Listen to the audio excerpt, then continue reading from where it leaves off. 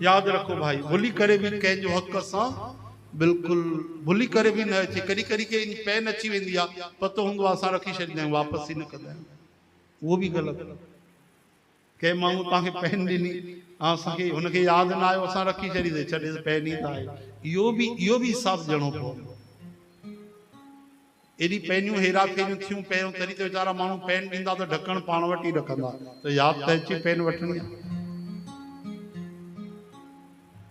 भागवत में कथा तव्हां ॿुधी हूंदी हाणे, त हिकिड़ो राजा जेको हुयो इक्ष्वाकु वंश जो राजा नृग, उन धोखे में हिकिड़ी गांइ ब्राह्मण जी पंहिंजे तरफ़ों दान करे छॾी, त उनखे छा भरणो पियो?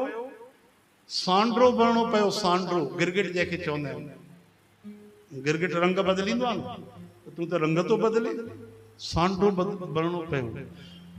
भगवान खे चए तो प्रभु धरतीअ ते जेतिरा मिटीअ जा कण आहिनि, बरसात में पाणीअ जी जेतिरी बूंदूं, आसमान में जेतिरा तारा आहिनि, उन खां बि वधीक मां गायूं दान कयूं। हाणे ॿुधायो, माण्हूअ जे ॻाल्हाइण सां ई पतो पइजी वेंदो आहे लिहाज़ कहिड़ो। अरे भैया पोइ तूं सांड्रो कीअं बणिजी वएं? चई साईं अपराध थियो, नाहक ॿिए जे हक़ जी, ब्राह्मण जे हक़ जी गांइ मां दान करे छॾी, तॾहिं सांड्रो भरणो पए। उन त धोखे में कयो, असां त जानबूझ करे अगरि कयूं था त केॾो लोड़णो पवंदो भाई।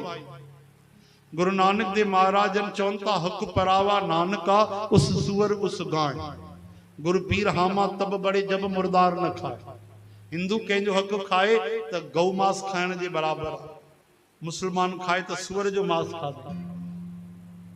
तॾहिं वधंदासीं जॾहिं ईमानदारीअ सां जीअंदासीं।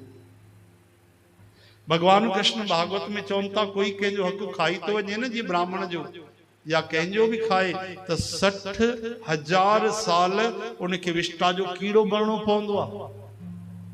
घणा? 60,000 साल। विष्टा आहिनि सम्झो था गंदगीअ में। हिते पैसा ॾाढा सुठा लॻंदा आहिनि। इन करे भाई सावधान थी वञो, भुली करे बि कंहिंजो हक़ न अचे।